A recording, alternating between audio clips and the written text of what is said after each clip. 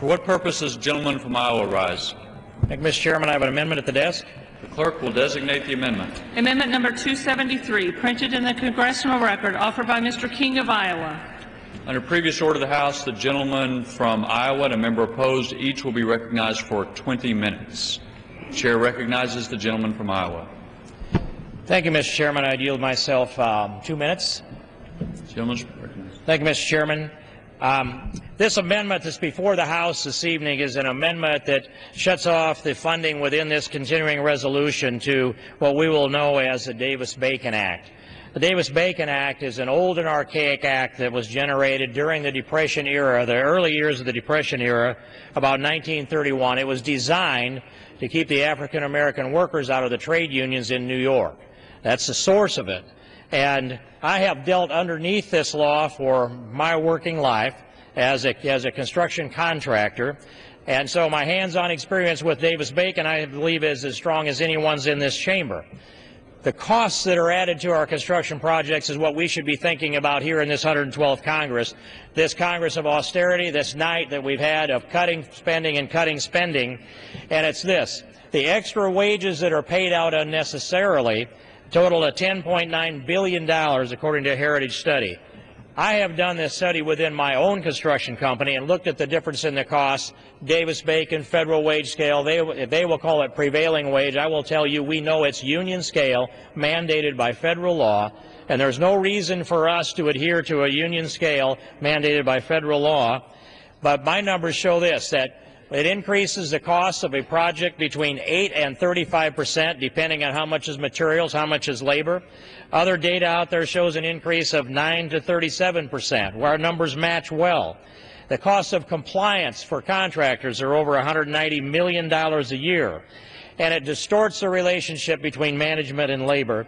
We are, Mr. Chairman, in this era where our question becomes this: do we want to create jobs, or do we want to cost jobs? Do we want to build 4 miles of road under Davis-Bacon, or do we want to build 5? Do we want to build 4 schools, or do we want to build 5? Do we want to have an inflation of wages by an average of 22%, according to some of the studies, the wage and hour studies? Do we want to see the price go up? Do we want to see a construction industry that reduces workers by as much as 25,000 a year in minority workers? I'd reserve. Gentleman reserves the balance of his time. For what purpose, gentlelady from Connecticut, rise? I rise to claim time in opposition. Gentlelady is recognized for 20 minutes. I yield myself 2 minutes. Mr. Chairman, this amendment prohibits the use of funds to administer the wage rate requirements under Davis-Bacon. It is yet another illustration of how the majority is making this continuing resolution a Trojan horse filled with ideology that irreparably harms working families. The Davis-Bacon Act ensures that workers on federally funded government contracts be paid no less than the wages paid in the community for similar work. A simple concept. Former President Bush understood this concept when he reinstated Davis-Bacon rules for reconstruction contracts in the aftermath of Hurricane Katrina. Despite the majority's arguments, the Davis-Bacon Act has no effect on total costs of construction. Study after study reveals that higher productivity makes up for any additional labor cost, essentially eliminating any cost savings if the law was repealed. If this amendment is enacted into law, we would be cheating workers of a fair wage with no cost savings to show for it. This amendment is nothing more than an attempt to accelerate the race to the bottom. That way of doing business which tells workers in this country, you do not matter. Your right to a decent wage does not matter. Your dreams and your aspirations to do better, to provide for your family does not matter. All that counts is the power to extract the cheapest possible cost, the lowest labor cost in return for the highest possible profit. This does not reflect our values as a nation, certainly the values that created America's middle class. Today, as we face 9% unemployment, wages falling, the number of families in poverty growing, increasing costs for just about everything, gutting the law that ensures a decent job and a fair wage for workers is the wrong direction. It is the very future of the middle class that is in jeopardy if we pass amendments like the King Amendment. amendment, and with it, the idea that a society can act with a shared sense of purpose and a responsibility to each other. Vote against this amendment. I reserve the balance of my time. Gentleman from Iowa. Mr. Chairman, I'd yield myself 30 seconds. And it's amazing to me that the gentlelady can get so focused on this. I'm the one that should be focused on it in that way and animated. The taxpayers should be animated at this. They should understand that when the federal government sets a union scale and drives the price up and the taxpayers can't afford it, it's not about a race to the bottom. The quality of work for my workers was always there. We take care of our people 12 months out of the year with a benefits package. We're not hiring them out of a union hall for a day, but you make us pay the price as if we were. We uphold our workers. We take care of them. We have the quality that's there. It's a matter of fact, and it's proven, Mr. Chairman. Gentlelady from Connecticut. I yield 2 minutes to the gentlewoman from Hawaii, Ms. Hirono. Gentlelady is recognized for 2 minutes. Mr. Speaker, I rise to speak against this amendment. The Davis-Bacon Act requires that workers on federally funded construction projects be paid no less than the wages paid in the community for similar work. Sounds fair. The Davis-Bacon Act prevents the federal government, a large influential construction owner, from using precious tax dollars to undercut local wage standards through its investments in construction work. Those against Davis-Bacon say it drives up costs. Not so. Why don't we deal with facts for a change? Davis-Bacon has no effect on total cost of construction. Study after study reveals productivity makes up for any additional labor costs, essentially eliminating any cost savings if the law was repealed. In other words, projects using highly skilled workers often cost less than those using low-wage, low-skilled workers. Opponents who claim that the government could save billions by eliminating Davis-Bacon protections ignore productivity, safety, and the Act's economic development benefits, which contribute to the real cost effectiveness of Davis-Bacon. In addition, the Davis-Bacon minimum wage must reflect the rate of contribution to retirement, health insurance, apprenticeship training, and disability insurance. By including fringe benefits and wage calculations, the Davis-Bacon delivers health care and pensions for workers on these projects.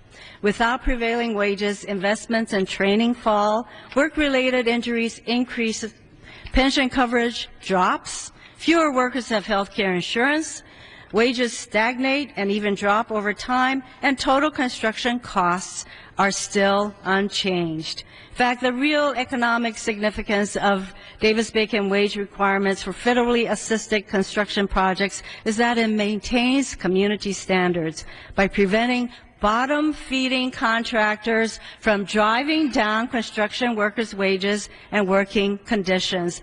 I urge my colleagues to vote down this amendment. Gentleman from Iowa. Mr. Chairman, I would yield myself 15 seconds and announce to the Chairman that I have just been called a bottom feeder for providing 12 months out of your work for my employees, health care benefits, and retirement benefits. And I take it as an insult, but I'm not going to ask to take the lady's words down. I'd now like to yield 2 minutes to the gentleman from Georgia.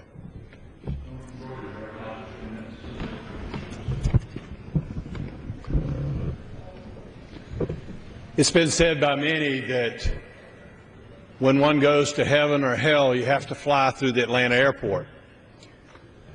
Just yesterday, I was talking to a contractor who's involved in doing the expansion of the Atlanta airport, the Hartsfield-Jackson Airport. And we were talking about his business, what's going on. And he was complaining to me yesterday about the construction cost and the increase that's mandated by Davis-Bacon. The previous speaker said that it doesn't raise the cost, but that's totally false. In fact, this contractor told me just yesterday that the increased cost to the people of Atlanta, Georgia, and the state of Georgia is 40% above what it would be if we did not have Davis-Bacon just leering over their heads like a dagger, causing them to have to pay a higher amount of money.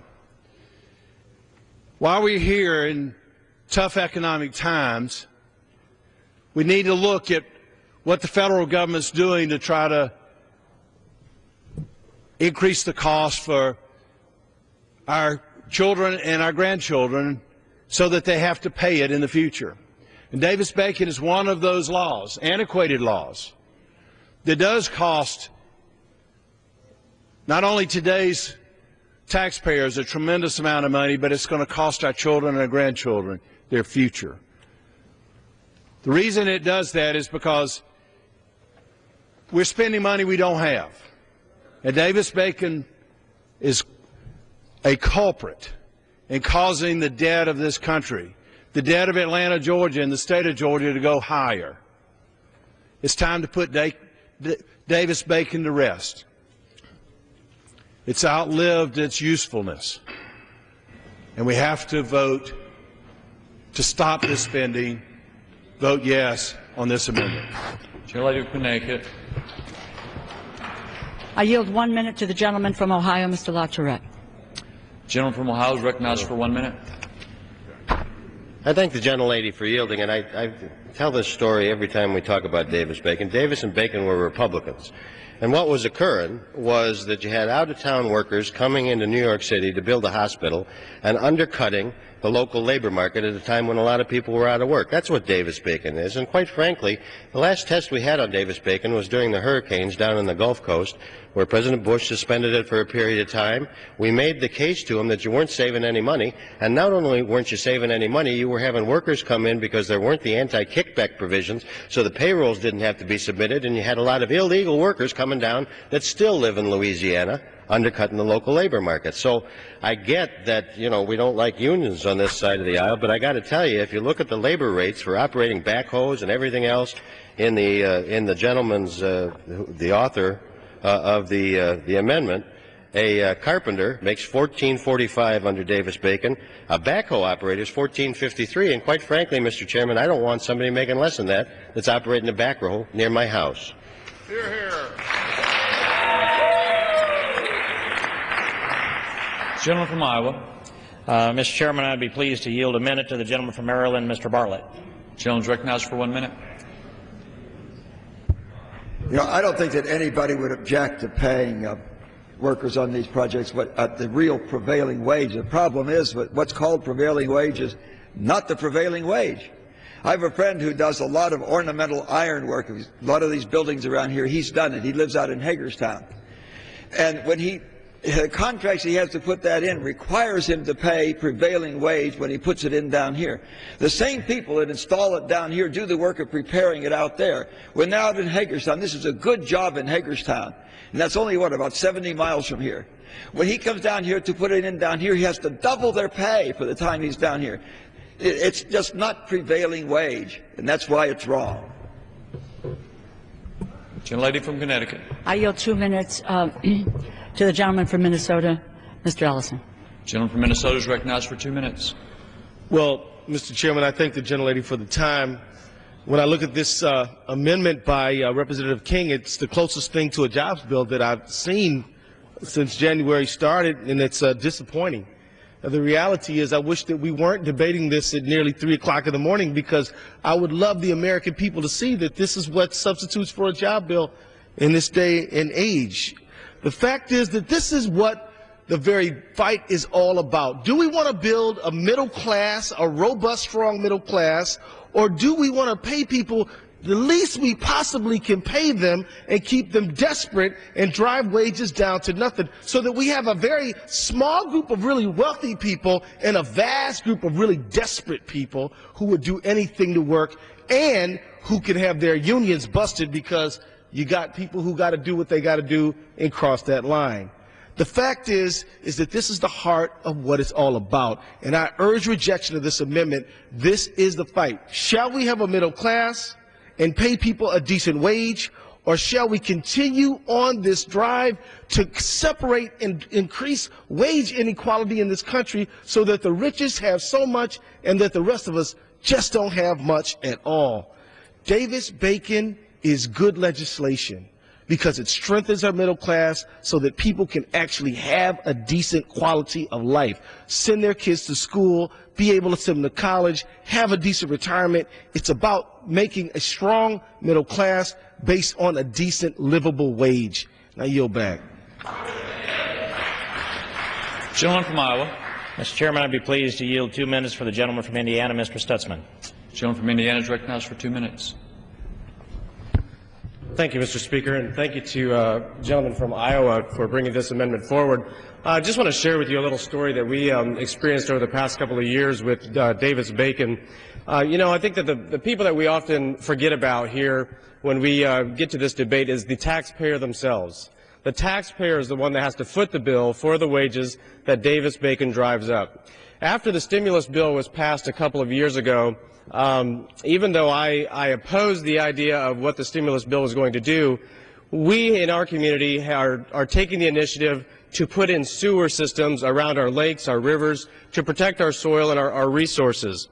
After a couple of projects that were already been bid out without Davis-Bacon wages contacted our office and said, hey, we would like to apply for stimulus dollars to help drive our costs down on these particular projects. Well, after some research and finding out later that they were not eligible because they did not bid the projects with Davis-Bacon wages, they were ineligible, and therefore we're going to be paying higher rates. They were going to be paying the contractors themselves at a lower wage because they were not eligible for the Davis-Bacon or for the stimulus money, which would have put infrastructure into our communities, which I believe that stimulus money would have been much better used for in building long-term assets in our communities. But instead, they were ineligible because they had not bid Davis-Bacon wages. I think it's very important that we remember the taxpayers who have to fund these projects because of the higher cost, and I think it's important that we also remember that each community individually recognizes that their labor costs are different and they shouldn't always be required to deal with federal standards. So I ask that you support this amendment, and I appreciate the gentleman from Iowa for bringing it forward. I yield back. Gentlelady from Connecticut. Mr. Chairman. What purpose does the gentleman from Washington rise? To ask what the time is on both sides.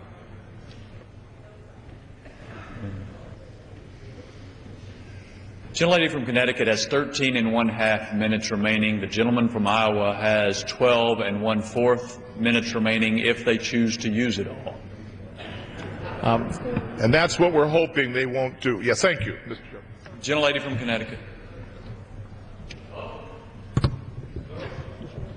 I yield 1 minute to the gentleman from Washington State, Mr. McDermott. Gentleman from Washington is recognized for 1 minute.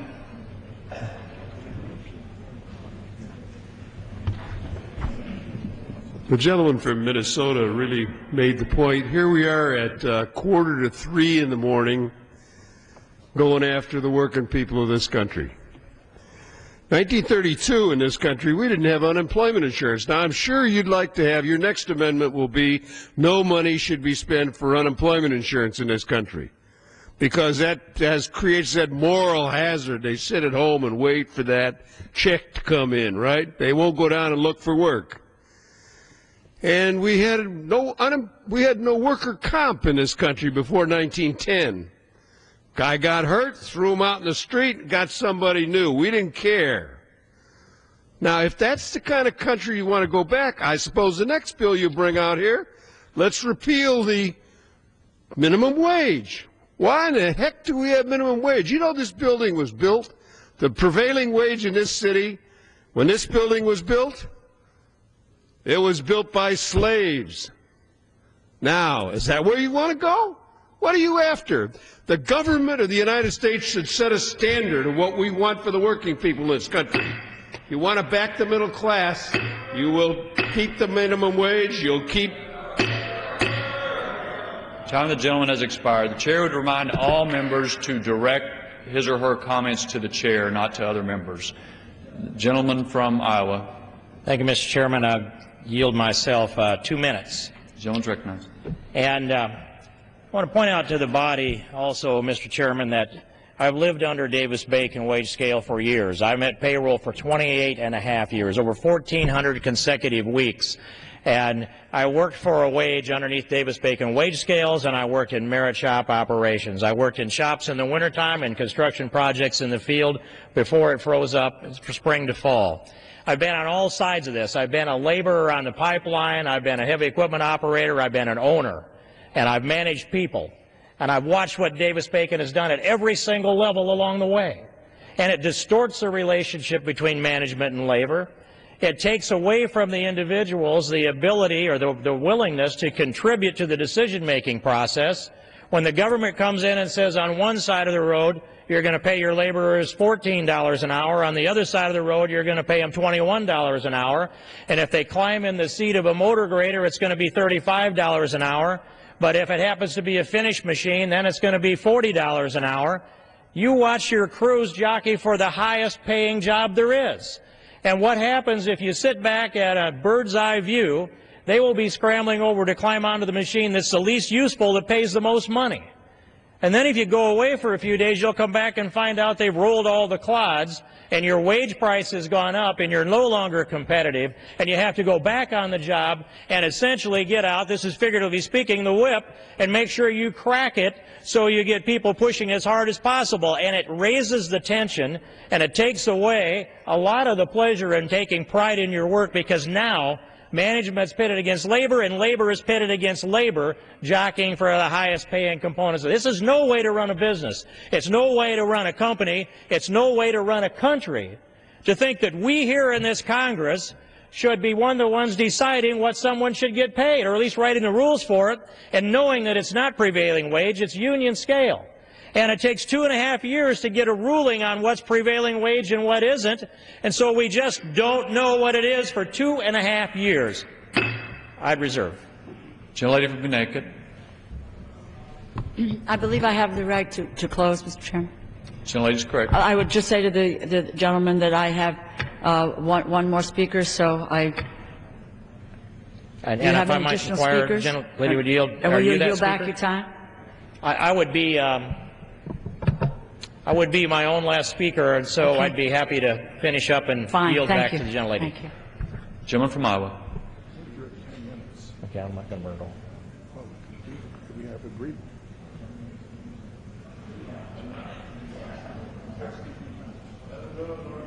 Mr. Chairman, could I inquire as to the balance of the time? Gentleman from Iowa has 10 and 1/4 minutes remaining. The gentlelady from Connecticut has 12 and 1/2 minutes remaining.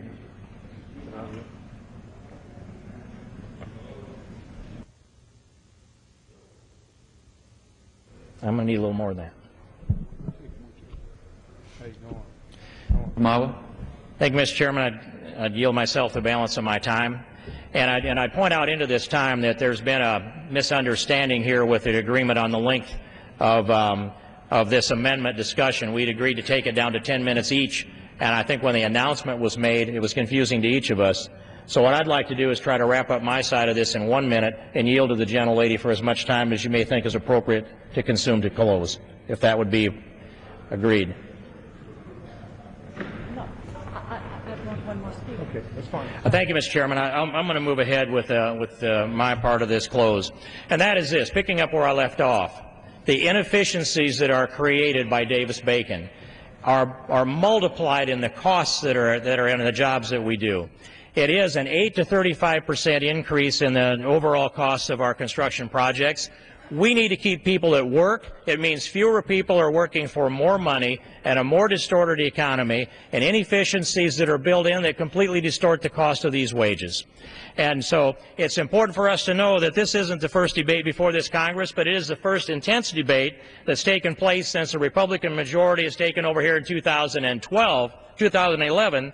But back in 1995, some of the co-sponsors on the original Davis-Bacon repeal were Boehner, Bartlett, Coble, Dreyer, Goodlatte, Herger, McKeon, and Wolf co-sponsored a similar amendment, and I would urge adoption of this amendment and a strong vote to cut the funding off to anything that would be enforcing Davis-Bacon wages under this bill and the CR, and I would yield back, Mr. Chairman.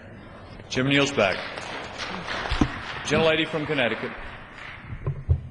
I yield the remaining time to Mr. Andrews of New Jersey. Gentleman from New Jersey is recognized. No, it's Without objection. Thank you, Mr. Chairman. Members of both parties should oppose this amendment because it rests on three misjudgments. The first misjudgment is that the wages that are established by this Davis-Bacon practice are union-imposed wages. The fact of the matter is they are prevailing wages determined by a survey of the local marketplace. The second misjudgment is that the way this works is it always raises the cost of a construction project. The fact is quite the opposite. When the productivity rises, the value rises. And if you have a better performance and fewer errors and faster completion of a project, productivity rises and you get more value. But I think the most important misjudgment is that it's one more time the wrong issue at the wrong time. There are a lot of Americans awake at this hour. Thankfully for them, they're probably not watching this debate. But they're awake at this hour because this has yet been another day and another week and another month with no paycheck, no job, and no hope. And what they want us to do is to work together to put them back to work. What we have seen in the last 24 hours is a debate over whether to defund Planned Parenthood, a debate over whether to repeal most of the environmental protections it's taken 40 years to build up in this country, a debate over whether people have the right to know if they're buying safe toys, and now a debate over whether to repeal a successful labor management partnership. It's the wrong amendment at the wrong time. Vote no. Gentlelady, yield back. I yield back. All time for debate has expired. The question is on the amendment offered by the gentleman from Iowa. Those in favor say aye. Aye. Those opposed say no. No. Being the chair, the noes have it. Gentleman from Iowa. I'd ask for a recorded vote. Pursuant to Clause 6 of Rule 18, further proceedings on the amendment offered by the gentleman will be postponed.